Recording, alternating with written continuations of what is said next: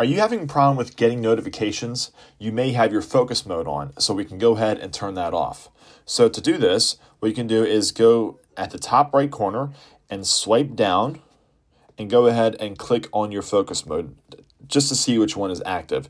As you see, my sleep is on. What we can do is go ahead and turn that off, come out of here, and you're going to notice that sleep icon is now turned off at the top left corner.